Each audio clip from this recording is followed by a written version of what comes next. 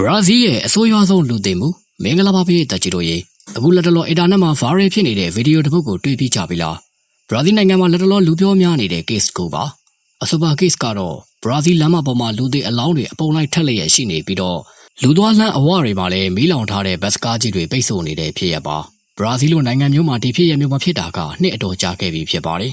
ဒီလိုမျိုးပြည်တွင်းမငြိမ်မသက်ဖြစ်မှုကအစိုးရရဲ့ညံဖြစ်မှုကြောင့်လို့ခေါင်းစဉ်တက်လို့တော့မရပါဘူး။ဘာကြောင့်လဲဆိုရင်ဒီလိုမျိုးဖြစ်ခြင်းရဲ့နောက်ွယ်ကအကြောင်းတရားက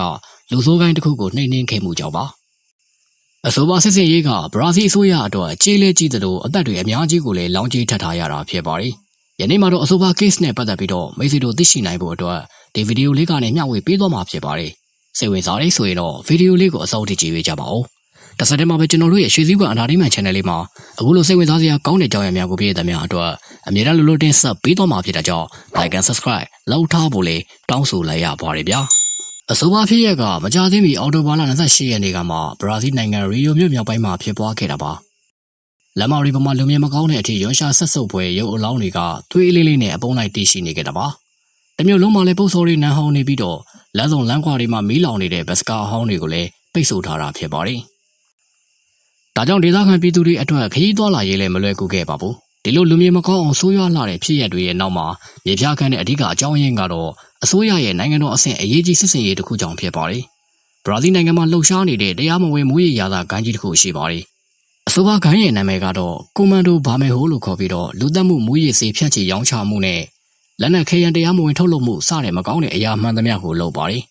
သူတို့ဂိုင်းကဘရာဇီးတစ်မျိုးလုံးနှီးပါဖြန့်ကျက်ကျဆားကြတယ်ဆိုပေမဲ့ရီယိုမြို့ရဲ့လမ်းတွေဖြစ်တဲ့Complexo Dabaha နဲ့ Complexo Alamo တို့ကတော့ Comando Bameho ဂိုင်းရဲ့လွှမ်းမိုးမှုတွေကိုခံရတဲ့နေရာကြီးတွေဖြစ်ပါတယ်။မကောင်းမှုမှန်သမျှကအဆိုပါနေရာကနေအရင်ခံလာတာဖြစ်ပါတယ်။အဆိုပါမူရဂိုင်းကြီးစတင်ခဲ့တာကတော့1989ခုနှစ်တုန်းကဘရာဇီးအကျဉ်းထောင်မှာ Rio de Janeiro လို့ခေါ်တဲ့ဂိုင်းကြီးပေါ်ပေါက်လာမှုကြောင့်ဖြစ်ပါတယ်။ဘရာဇီးဆိုရအနေနဲ့2025မှာ Comando Bameho ဂိုင်းကြီးကိုအပြည့်အစုံနှိမ်နင်းဖို့အတွက်ပြည်တွင်းရဲ2500ကျော်ပါဝင်တဲ့အဖွဲ့တစ်ခုကိုဖွဲ့စည်းပြီးတော့စစ်စင်ရေးစတင်ခဲ့ပါတယ်။စစ်စင်ရေးအတွင်းမှာသူ့ဘက်ကိုယ်ဘက်အသေးချေအပြက်စီးတွေရှိခဲ့ကြပေမဲ့ရာသွေသားတွေဘက်ကအထီးပိုးနာတဲ့အတွက်သူတို့ဘက်ကပြည်သူတွေကိုဒုက္ခပေးဖို့အကျဉ်းချုပ်ခဲ့ကြပါတယ်။ဒါကြောင့်တည်ဆုံးပြီးသားအလောင်းတွေကိုကားကြီးတွေနဲ့တဲလာပြီးတော့လူသားလမ်းမကြီးတွေပေါ်မှာပုံထားခဲ့ကြတာပါ။ဒီလိုများပြားတဲ့အလောင်းကောင်တွေကိုပြည်သူတွေအနေနဲ့ဖယ်ရှားလို့မရနိုင်တဲ့အခါလမ်းတွေပေါ်မှာအပုံနှံတွေလှိုင်းနေအောင်ထွက်နေခဲ့ပါတယ်။ဒါရင်မကသေးပဲအစိုးရရဲ့တန်ဖိုးကြီးမော်တော်ယာဉ်တွေကိုလည်းမိရှုဖျက်ဆီးခဲ့ကြပါသေးတယ်။အဆိုပါဖြစ်ရကဘရာဇီးနိုင်ငံမှာဖြစ်ပွားခဲ့မှုတဲ့တည်ဆုံးမှုတွေကိုစံချိန်ချိုးခဲ့တဲ့အကြီးမားဆုံးလူသိမ်းမှုကြီးပါပဲ။အစိုးရရဲ့ထုတ်ပြန်ချက်အရတည်ဆုံးသူပေါင်း119ယောက်ရှိတယ်လို့သိရပါတယ်။ဒါပေမဲ့ဒေသခံတွေရဲ့ပြောဆိုချက်အရတောလမ်းတွေတက်ဖြတ်တန်းသွားလာတဲ့အခါလူသိအလောင်းတွေကိုအစုလိုက်အပြုံလိုက်တွေ့ရတတ်ပြီးတော့လမ်းမပေါ်ကအလောင်းတွေကတော့တောထဲမှာနေရာမပူရှမ်းတဲ့အတွက်ရောက်ရှိလာကြတာလို့ပြောပါတယ်။ဒါကြောင့်ဒီဖြစ်ရကြီးကတည်ဆုံးသူ100ကျော်မကပဲဒီထက်များနိုင်တယ်လို့ယူဆလို့ရပါတယ်။အခုဆိုရင်ကမ္ဘာလူသိမှုတွေထဲမှာဘရာဇီး case လည်းပါဝင်လာပါပြီ။လူတွေသိပြောက်ချင်းထက်ဘရာဇီးအစိုးရနဲ့မူရရာဇာတွေကြားတွေကတင်းမာတဲ့အခြေအနေကြောင့်